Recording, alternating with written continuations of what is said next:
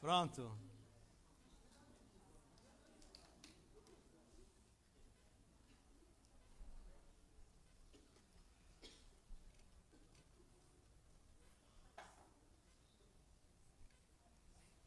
Uma das características...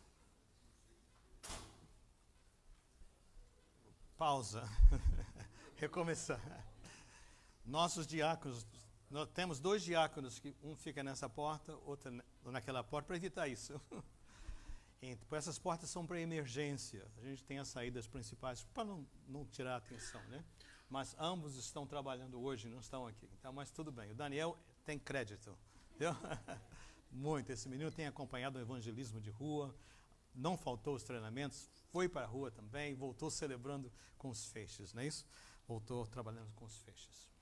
Nós somos uma igreja que tem muito orgulho, muita convicção, muita vontade, gana de dizer, nós cremos na Bíblia. E como nós falamos por vezes, ela é a palavra de Deus. Nós cremos que ela é inteira. Ela não contém a palavra de Deus, nosso papel é ficar ali cavucando para achar. Não. Ela é a palavra de Deus. Tudo que está aqui é inspirado por Deus.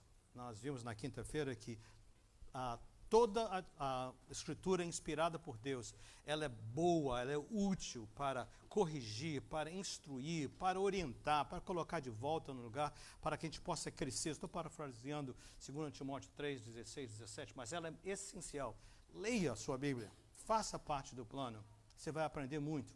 E toda vez que você lê algum evento, alguma história, uma narrativa na Bíblia, você precisa fazer sempre a pergunta, por que isso está aqui?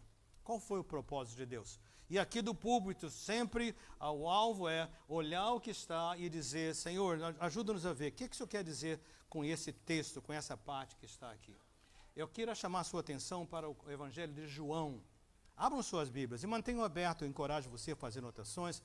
João, capítulo de número 8. Nós temos 4 evangelhos, Mateus, Marcos, Lucas e João. É o 4º evangelho, um dos 12 discípulos de Jesus. Quando você procura, João, Pedro e Tiago eram os 3 entre os 12 mais chegados com Jesus. Por exemplo, Monte da Transfiguração, Jardim do Getsemane, os 3 estavam com ele. Jesus os chamou especialmente. Então ele era bem chegado. E João, no seu evangelho, escreve também que ele era o discípulo a quem Jesus amava. Ele ia um pouquinho além. Ele era um tesouro para ele esse relacionamento com Jesus. Então, quando ele fala para nós, ele fala com uma característica de alguém que era relacionalmente falando bem mais perto, física, espiritualmente, do nosso Senhor Jesus. Faz e ajuda isso nesse sentido. Então, provável que você saiba, mas ele foi o último dos apóstolos a morrer. Todos eles foram ou martirizados, ou de alguma maneira assim brutal foram exterminados. Mas ele foi o último. Chegaram até a pensar que ele não ia morrer e Jesus ia voltar. Ele morreu lá pelos seus anos 90, com 95 ou talvez 100 anos de idade, no exílio e eventualmente martirizado, mas durou bastante. Então ele tinha muito para falar à igreja. Então o evangelho dele coloca, o Espírito Santo foi colocando a experiência daquele ancião experimentado que andou com Jesus. Então é nesse prisma que eu queria que você olhasse para esse texto comigo. João 8, de 1 até o versículo 11. Assentados mesmos. Jesus, porém, foi para o Monte das Oliveiras. Ao amanhecer, ele apareceu novamente no templo, onde todo o povo se reuniu ao seu redor, e ele se assentou para ensiná-lo. Os mestres da lei e os fariseus trouxeram-lhe uma mulher surpreendida em adultério. Fizeram-na ficar em pé diante de todos e disseram a Jesus, Mestre, essa mulher foi surpreendida em ato de adultério. A lei de Moisés nos ordena apedrejar tais mulheres. E o Senhor, o que diz? Eles estavam usando essa pergunta como armadilha, a fim de terem uma base para acusá-lo. Mas Jesus inclinou-se e começou a escrever no chão com o dedo. Visto que continuavam a interrogá-lo, ele se levantou e lhes disse, se algum de vocês estiver sem pecado, seja o primeiro a atirar pedras nela. Inclinou-se novamente e continuou escrevendo no chão. Os que ouviram foram saindo um de cada vez, começando pelos mais velhos. Jesus ficou só com a mulher, em pé diante dele. Então Jesus pôs-se em pé e perguntou-lhe: mulher, onde estão eles? Ninguém a condenou? Ninguém, Senhor, disse ela. Declarou Jesus: eu também não a condeno. Agora, vá, abandone a sua vida de pecado. Algumas versões falam: agora, vá e não peque mais. Esta é a palavra do Senhor. Pai, eu oro, Senhor. As pessoas vão ouvir a minha voz, Senhor, aqui na internet, porém, não seja a minha voz que eles vão ouvir, Senhor. Deixa eles ouvirem a sua voz. Passa por cima, Pai. Eu lhe peço, Senhor, e fala a cada um aqui individualmente, em nome de Jesus. Amém. Ainda usando o apóstolo João como base, né? No Evangelho de João, por exemplo, no capítulo 3, nós vemos assim o primeiro encontro de Jesus com alguém, que ele tem uma mensagem geral. No princípio era o verbo, lá no capítulo 1, capítulo 2, mas chega no capítulo 3, ele tem um encontro pessoal, que é uma característica de Deus para conosco. Deus fala com a multidão, mas mesmo na multidão, parece tudo desaparece e ele fala só comigo, só com você. Você já experimentou isso? Tenho certeza. A maior parte de nós, na nossa conversão, entrega a Jesus, foi algo assim. O pregador, outra pessoa, o ambiente, o que seja, as circunstâncias, atingiu muita gente, mas vem aquela voz íntima, pessoal, bem lá no nosso interior, e a gente ouve. E Jesus gostava de fazer isso, de estar com a multidão, como nós vimos, mas ao mesmo tempo com uma pessoa. E o João fez questão de colocar no texto vários encontros que começam com muita gente e terminam com uma pessoa. Por exemplo, no capítulo número 3, nós vamos encontrar Jesus com um mestre da lei, um doutor da lei, alguém que era religioso. Irmãos, é muito importante você saber, e para mim, nós todos sabemos o seguinte: religião não é a mesma coisa que relacionamento. Religião tem um grande perigo, é que nós ficamos praticando atos, atividades, programas e reuniões, e às vezes nós não temos o relacionamento com o Deus da reunião, que é o Jesus. Então cuidado com isso. E a pessoa que foi estar com Jesus à noite, chamado Nicodemos, ele tinha esse problema, conhecia tudo.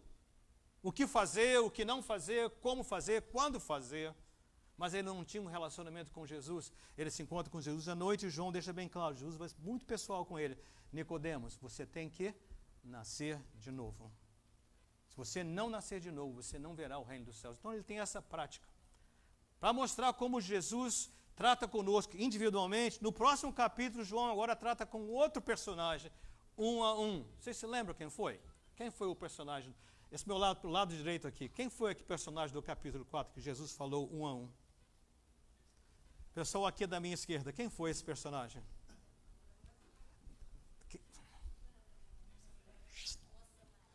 A mulher samaritana. E aquilo ali é importante para dizer o seguinte, ele está ali para revelar para nós que Jesus atravessa barreiras de preconceitos raciais. Haviam preconceitos que judeus e samaritanos não se comunicavam, mas Jesus vem, quebra essa barreira e vai falar com uma samaritana. Nesse caso, ele quebrou outro preconceito, homem falando com mulher. Então ele vem para mostrar o quê? É que ele vem a todos. No Senhor Jesus não há grego e não há judeu, não há romano, não há escravo, não há livre, não há homem, não há mulher. Todos nós temos alcance e acesso à palavra dele. Então tem um propósito. Ele vai, fala com aquela mulher samaritana, e o que acontece? Ela é transformada, ela quer beber dessa água viva, que do nosso interior faz fluir rios de água viva, e ela não só tem para ela, mas ela corre para a aldeia, fala e as pessoas se convertem. Tudo porque o nosso Deus não respeita barreiras de preconceitos raciais, espirituais, religião, o que seja. Ele vai atrás, individualmente, para cada um de nós. Aí no próximo capítulo, nós temos mais. O grupinho do meio aqui está pequenininho, né? Mas vocês podem responder para mim. Quem foi o personagem que ele lidou no capítulo 5, cara a cara, individualmente? Havia uma multidão, mas ele tratou com uma pessoa. Quem foi? Nicodemos já foi no 3. A mulher samaritana, quem foi? Zaqueu em Lucas 19. Quem foi lá em João? O paralítico. Nós não sabemos o nome dele, mas é o paralítico de um tanque, chamado o quê? Betesda. Do tanque de Betesda. Então, um paralítico 1 a 1. E aqui no capítulo 8 nós temos outro encontro. Havia uma multidão. Você viu, Jesus estava ensinando. Essa era uma das 3 festas anuais da religião judaica, da tradição judaica. Nós tínhamos a Páscoa, tínhamos o Pentecostes, tínhamos o Tabernáculo. Era a festa do Tabernáculo. Estava assim de gente. E Jesus estava no templo, Monte das Oliveiras. No templo, no Monte das Oliveiras, está ensinando. Ele está ali com eles, né? Mas, de repente, aparecem esses religiosos, doutores da lei. E eles trazem uma mulher para ali diante de Jesus e vai ter uma questão a ser levantada. Eu queria trazer aqui apenas 3 ensinos. Aquela mulher foi surpreendida no ato do adultério. Eu creio que em nossas vidas, às vezes pela misericórdia de Deus, cometemos atos que nós seríamos muito humilhados e envergonhados se viesse à tona. E Deus, na sua graça, lida, confessamos e Ele apaga. De nós, perdoado, e de outros. Mas, por vezes, estamos lutando com situações, caídos, amarrados, enganados pelo pecado, e, de repente, nós somos expostos. Eu queria que você entrasse na pele dessa mulher. Casada, judia, parte da tradição religiosa, vamos falar assim, e, de repente, ela é surpreendida. De repente, aquilo que estava sendo feito em secreto agora é conhecido de todo mundo. Imagine a humilhação. Imagine a vergonha.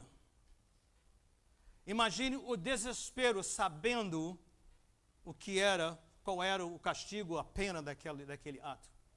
Agora eu quero fazer uma pergunta às irmãs. Junéia não vai responder. Irmãs, menos Junéia. O que é que está faltando nesse texto? Tem algo faltando aqui. O que está faltando? Eu não ouvi. Cadê o homem? Cadê o homem? É bom a gente saber que você já viu no texto, né, que aqueles religiosos era uma armadilha para Jesus, não foi? Então, de alguma maneira, eles disseram o seguinte: moço, vai embora. Ou talvez teve influência, ou talvez pagou a ele, não sei o que ele fez. Você mostra o preconceito. Religiosos, zelosos, né, pelos regulamentos, mas que não tinham conhecimento de quem Deus é. E o Senhor quer revelar isso para nós. Mas falta aqui o homem. Então ela está ali, humilhada, envergonhada e injustiçada, pensando, no mínimo, esse homem deveria estar aqui, junto comigo, enfrentando a pena. Deuteronômio e Levíticos, ambos, Levíticos 20 e Deuteronômio 22, ambos dizem que homem e mulher seriam apedrejados se fossem apanhados no ato de adultério. Então você vê alguém surpreendido. Qual é o ponto que eu quero fazer? Eu queria que você soubesse, eu espero que ninguém tenha que usar esse ponto, mas às vezes nós estamos vivendo, lidando com situações que nós sabemos que não agrada a Deus. Pode ser de extensão, como um caso aqui de um adultério, ou pode ser uma outra área que você sabe que não está direito. E a gente está com uma fachada, uma aparência de uma coisa que nós não somos. Eu queria que você soubesse que não há pecado que não venha ser revelado. Para que nós possamos ser libertos e curados cedo ou tarde, esperando ou não, de repente vem à tona. O Senhor conhece o nosso coração. Eu creio que está a dizer para nós o seguinte: não seja surpreendido. Há espaço para você ouvir de um Deus que você vai ver, Ele tem compaixão, Ele cuida de nós, mas se nós não tomamos posse do amor que Ele estende para nós, nós corremos risco de sermos surpreendidos.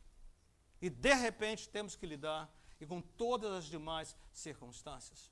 Então eu queria que está a dizer para nós o seguinte, que não seja o caso de ninguém na CCP ou daqueles que me ouvem pela internet, mas não deixe o pecado escondido. Você se lembra do rei Davi? Quando nós falamos, não faz muito tempo, que ele escondeu o pecado, tentou cobrir o pecado, fez de tudo, até tirar a vida de outro ser humano, para esconder o pecado, até o dia que o Senhor chegou e disse, Davi, você é aquele homem, o seu pecado eu conheço. Então eu creio que aqui está uma mensagem para nós, não seja surpreendido. Devemos nos compadecer com ela, porém não seja surpreendido. Essa é a primeira lição, um aviso para nós. Nosso pecado virá à tona. Aquilo que pensamos, aquilo que sentimos, aquilo que armazenamos, que não está de acordo com a palavra do Senhor, com os seus ensinamentos. Mas eu creio que há uma segunda lição aqui.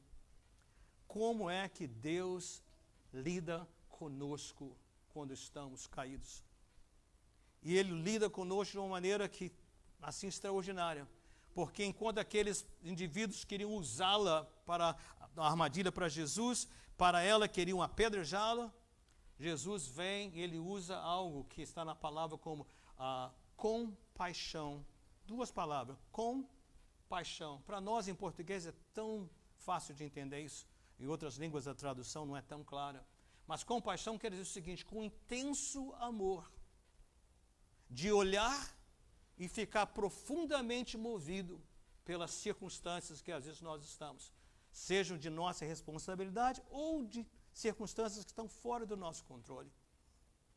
Eu me lembro sempre daquele texto, ainda em João, lá no capítulo 11, onde fala de Lázaro, que ele estava morto há 4 dias. Jesus sabia tudo, mas ao ver Maria e Marta, suas irmãs, chorando, os outros seus amigos chorando também, porque ele havia falecido, e também eles estavam assim um pouco desapontados, porque eles pensaram, Jesus, se o Senhor estivesse aqui, ele não teria morrido. Mas Jesus não estava lá, estava sepultado 4 dias. A palavra de Deus usa o versículo o menor da Bíblia inteira, que é Jesus chorou. E o texto fala que suas entranhas se moveram. Ele chorou, perguntamos, por quê? Porque o seu amigo estava morto, mas ele ia ressuscitá-lo. Por que ele estava chorando? Eu creio que ele chorou porque ele viu a condição, o que o pecado faz conosco. Nós não fomos criados para morrer, mas a nossa desobediência trouxe a morte, a separação de Deus.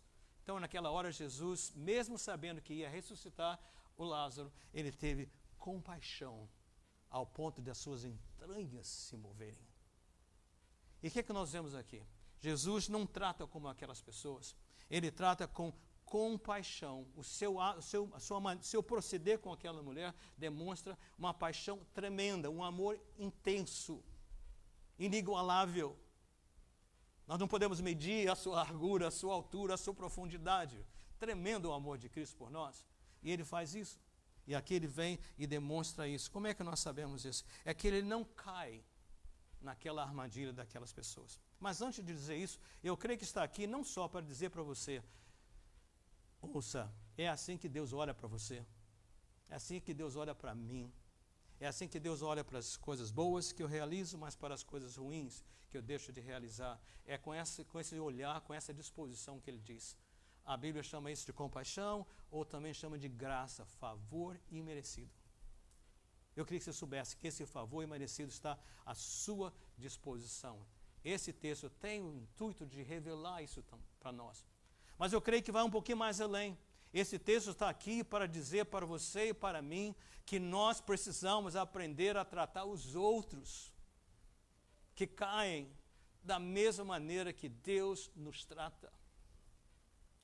É tão triste quando alguém cai, mas a mim me entristece mais quando nós que estamos de pé não temos misericórdia, não temos e não tratamos com compaixão com a qual Deus nos tem tratado. Você captou isso? Eu creio que é uma lição adicional, é um retrato. O apóstolo Paulo, lá em Gálatas, capítulo 6, versículos 1 e 2, ele fala assim: vocês que estão de pé, que não caíram, cuidado para não cair. E ele, versículo 2, estou parafraseando, ele diz o seguinte: restaurem gentilmente aqueles que caíram. Tenha compaixão com aqueles que caíram. Não é ignorar o erro, não é passar a mão no erro, não é não trazer talvez o ensino necessário para que esse erro não seja cometido outra vez, mas trate-os como Deus trata você. Restaure. Nós não jogamos, nós não matamos os nossos feridos, a gente restaura os nossos feridos. Deus não nos joga fora, Ele nos faz de novo novas pessoas. Eu creio que você captou isso. Então, esse texto está aqui para dizer, é assim que Deus trata conosco e é assim que nós temos que tratar uns com os outros. Mas há mais que nós temos que ver aqui. E eu diria que essa é a ação do Espírito Santo de Deus. Estou falando, estou fazendo exemplos, colocando casos, mas se o Espírito Santo de Deus não falar ao seu coração, não mexer no seu interior, de nada vai valer. Então eu oro para que ele possa estar fazendo isso. Mas o que nós vemos aqui? A ação do Espírito Santo de Deus. Pastor, onde é que o senhor está vendo isso? Olha só, quando eles chegaram para Jesus, apanhamos essa mulher num ato de adultério. Eles fizeram uma pergunta que é armadilha. Porque se Jesus diz assim, apedrejem-na, como a lei diz, ué, Jesus, você não tem falado de um novo céu, nova terra, nova vida, novo reino de Deus, que amor, que Deus amou. Como é que é essa história? Qual deles que é? É Deus ama ou Deus destrói? Se Jesus fizesse isso, falasse, mate, mas se Jesus dissesse, não mate, o Senhor é o Messias, mas não obedece às leis de Moisés, como é que é essa história?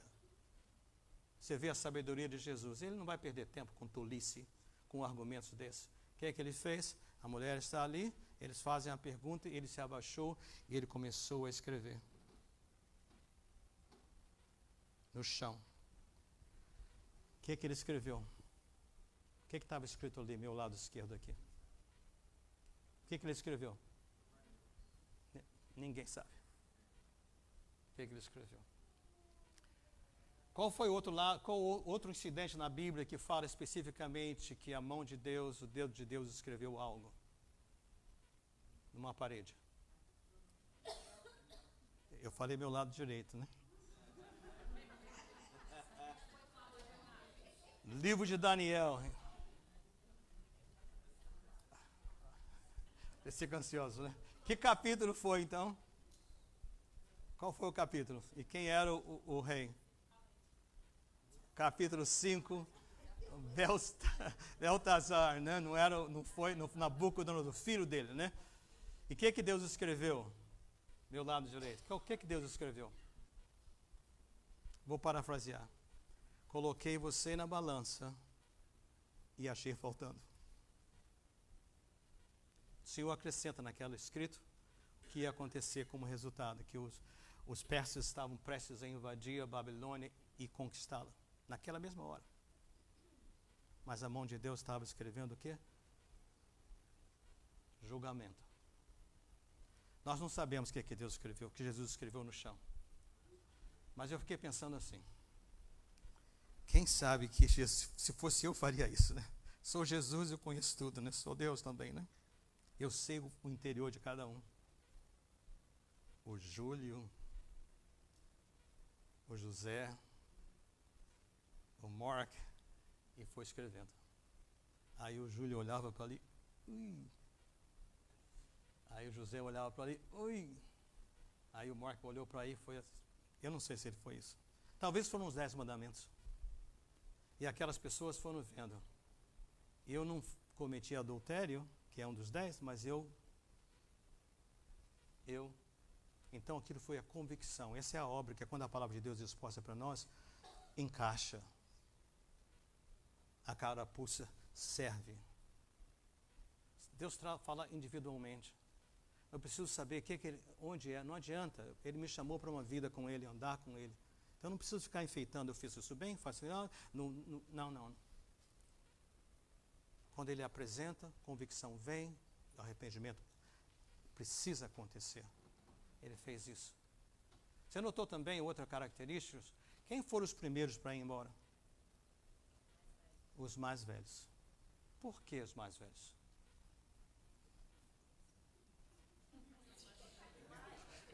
Essa turminha aqui está demais. Quanto mais a gente vive, os cabelos vão ficando brancos ou caem, mais chances temos de pecar. Eu fico pensando também que maturidade e idade tem a ver com a gente tem um pouco mais de vergonha na cara, né? Mas certamente que oportunidade, enquanto estamos vivendo, as oportunidades existem para a gente estar andando fora do caminho do Senhor. Por isso o mais velho vê convicção. Mas essa mudança de alma, de pensamento, de atitude, só acontece quando eu estou diante do Senhor. E que eu ouço o Senhor. Quando eu tiro a máscara e digo, Senhor, sou eu. Sem isso acontecer, não tem mudança. A gente vai ser aquele que está com a pedra na mão, né? Pronto a jogar no outro. E sem olhar para si. Então ele ensina isso para nós. No sentido da convicção do Santo Espírito de Deus. E quando o Espírito Santo de Deus age, o que aconteceu? Um a um foi saindo. Até que não tinha ninguém. Agora Jesus se levanta e nós estamos chegando quase no final. Ele se levanta e pergunta, mulher, onde estão eles? Ninguém te condenou? E aqui ele coloca uma resposta, uma frase, uma instrução muito clara, que a gente tem que ter cuidado para não interpretar mal. Ele fala o seguinte, nessa versão que nós lemos hoje, vá e não peque mais. Outras, vai e não peques mais. A versão que nós lemos hoje, vai e abandone essa vida. Eu creio que é algo extraordinário. Amor de Deus sem par. Uma graça indescritível. Maravilhosa. Não tem como eu explicar essa graça, esse amor, essa compaixão de Deus para comigo. Mas quando essa graça me alcança, o perdão acompanha, essa compaixão que vem e que me recebe, me restaura, me perdoa, me reconcilia com o Pai. Eu não posso mais agora continuar vivendo da mesma maneira que eu vivia antes. Uma nova vida acontece. Precisa mudar a maneira que eu penso, o que eu olho, o que eu falo, o que eu sinto, como eu ajo. Precisa mudar. Precisa mudar. Eu queria direcionar você nesse encerramento para um texto em 2 Coríntios, você não precisa abrir, você pode só ouvir, que mostra passo a passo, porque o perigo aqui é eu cair numa questão de que eu vou me esforçar para passar na prova, para que Deus... Não, esqueça disso. Essa mulher estava aqui, em pé diante de Jesus, seus detratores, seus inimigos ali, prontos, só esperando a oportunidade de destruí-la. Mas que quando Jesus fala para que vá, não peques mais, ele já está pensando no evangelho inteiro. Por que vá, não peques mais? 2 Coríntios, como eu disse, capítulo 5, a partir do versículo 17, apenas ouçam, tomem posse. Portanto, se alguém está em Cristo, nova criatura é. O inimigo gosta muito de voltar e dizer, não, você é um adúltero, você é um mentiroso, você é isso, você é um cheio de mágoa, você é cheio de problemas. Ele ama apontar para a gente. Mas eu preciso dizer para ele, para mim principalmente, dizer o seguinte, eu sou uma nova criatura. As coisas antigas já passaram, eis que tudo se fez novo. Agora por quê? Foi porque você se esforçou, porque agora você vem nas reuniões de oração, você vem aos cultos, você vem às reuniões de célula, você sai no evangelho. É por isso? Não. Por quê? Tudo isso provém de Deus. O perdão, a restauração, o novo começo. Provém de Deus que nos reconciliou consigo mesmo por meio de Cristo.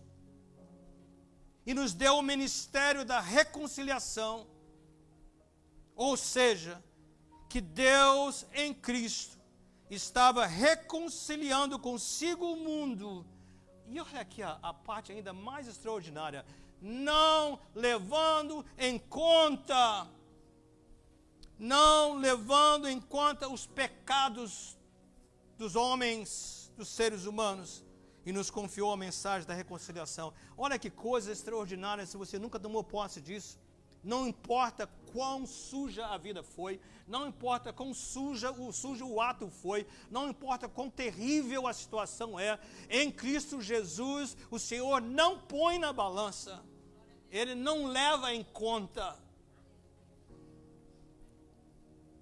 E Ele continua, portanto, somos embaixadores de Cristo, como se estivesse Deus fazendo seu apelo por nosso intermédio.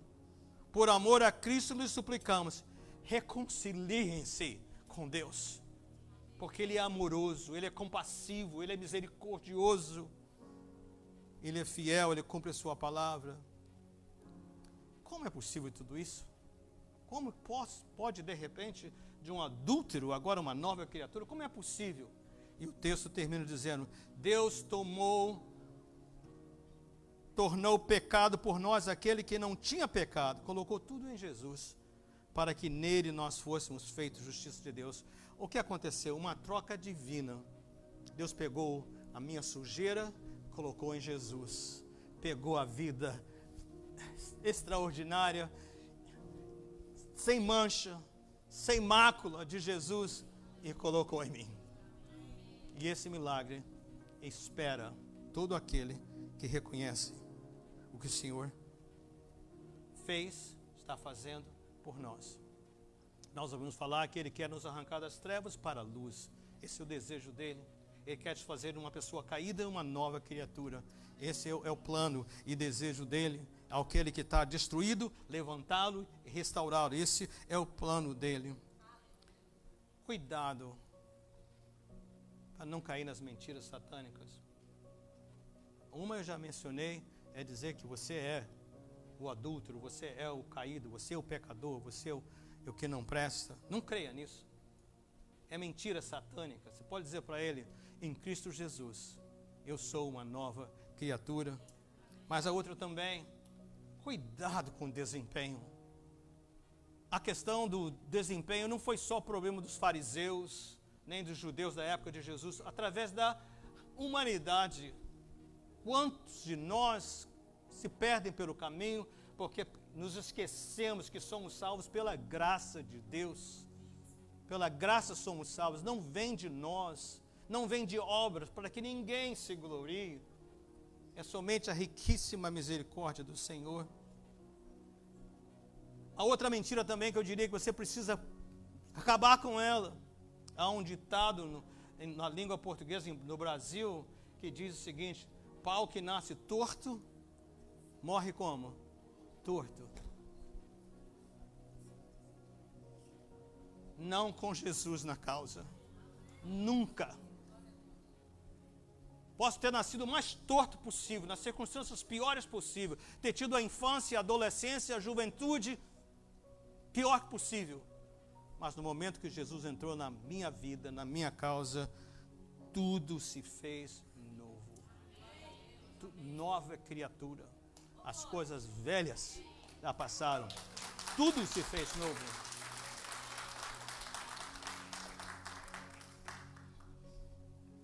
Segundo Coríntios e Hebreus, ambos têm a mesma palavra. Se hoje ouvires a sua voz, não endureçai o vosso coração. Hoje é o dia favorável. Hoje é o dia da salvação. É um clamor de reconciliação, um convite. E daqui para diante, somente o Espírito Santo de Deus sabe o que passa na sua vida. Mas eu creio aqui que há um grito do coração de Deus através de nós, a ação do Espírito Santo de Deus, dizendo o que? O seguinte: reconcilie-se com Deus. Talvez você não foi surpreendido ainda naquilo que você está fora da vontade de Deus, mas isso virá à tona. Então reconciliem-se com Deus. Hoje é o dia da salvação. Este é o tempo favorável. Não endureçam o seu coração. É o que para alguns de nós é para aqueles que precisam pela primeira vez nas suas vidas dizer: Senhor Jesus, eu ouço do Senhor, eu conheço até do Senhor, tenho informação, mas eu não tenho um relacionamento com o Senhor, mas isso termina hoje, porque eu quero abrir o meu coração e dizer: Senhor, vem, toma a minha vida, eu tomo posse, recebo esse presente da misericórdia, da graça, da compaixão. Precisamos fazer isso. Mas há também, talvez alguns de nós, a gente tem esse ditado também terrível, nossa língua portuguesa tem uns ditados às vezes, né? Empurrando com a barriga. O que é isso? Adiando para depois. Nunca pronto a enfrentar e a olhar e dizer: Senhor, sonda-me, Tu sabe todas as coisas. Hoje nós podemos encerrar aqui agora e dizer mais um domingo igual a todos os demais. Ouvir a palavra, talvez ser alimentado por tudo que aconteceu nesse culto, mas não tomar nenhuma decisão. Eu creio que você precisa ouvir, como embaixadores que somos do Senhor Jesus, reconciliem-se com Deus. Você sabe onde precisa ser feito o ajuste. Você sabe onde precisa haver a transformação. Você sabe onde a graça, a misericórdia, a compaixão de Jesus precisa ser aplicada. Faça isso hoje. Coloque-se diante do Senhor. Eu conheço o lado de fora. Ele conhece o seu interior. Você que me ouve também, esse é o convite, essa aplicação se aplica a você. Esse chamado é para todos, seja onde você está.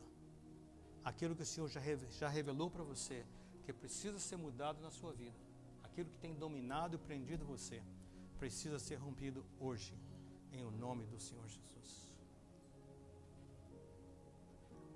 Nós vamos encerrar.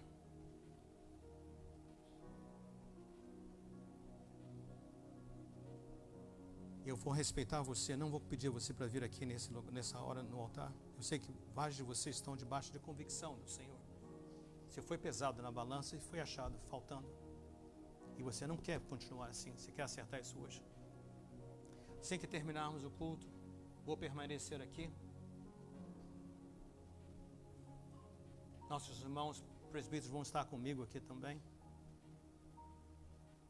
E nós vamos orar com você. Eu peço que, se você não precisar vir ao altar, você vá tomar o café e estar ali no salão social, para que a gente possa ter um pouquinho de privacidade aqui. Mas hoje é o dia do acerto. Hoje é o dia da salvação. Nós temos o óleo também, desde ontem à noite está no meu coração, que nós precisamos orar e ungir alguns de vocês.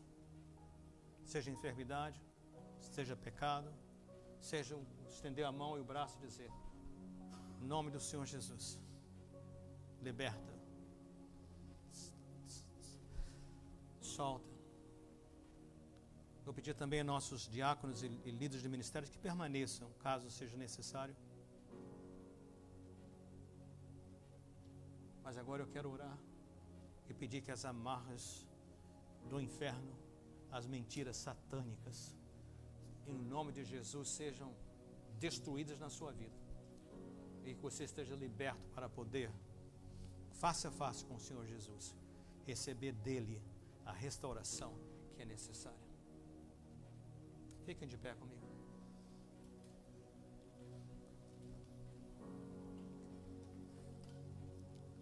Quero pedir aos nossos irmãos presbíteros que venham e se coloquem aqui no altar na frente. Quero pedir um irmão diácono que pegue o óleo para mim, por favor, para nós, por favor. Aqui na frente. Toda a parte da frente.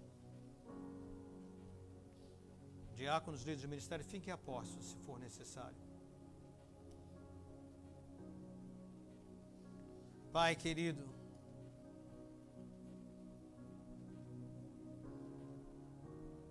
até aqui foi possível, Senhor, explicar aquilo que eu creio que está no seu coração, para essa manhã, para essa igreja, para aqueles que nos ouvem. Agora, Senhor, é território do Espírito Santo. Age, Pai, com poder. Que pessoas se entreguem a Jesus hoje. Que pessoas sejam libertas do pecado escondido hoje. Que pessoas sejam, Pai, transformadas aqui hoje, em nome de Jesus. Abre as cadeias, Senhor, rompe as cadeias, solta as amarras, Senhor, em nome do Senhor Jesus. Assim que nós terminarmos, se é o seu coração, seu desejo, eu digo a você, venha e diga a esses irmãos, ore por mim. Confesse ao Senhor, comece um novo capítulo da sua vida. Também, se você estiver aqui, talvez uma enfermidade ou alguma coisa que o assola, tome proveito desse momento em nome de Jesus e seja liberto. Que o amor de Deus, o nosso Pai,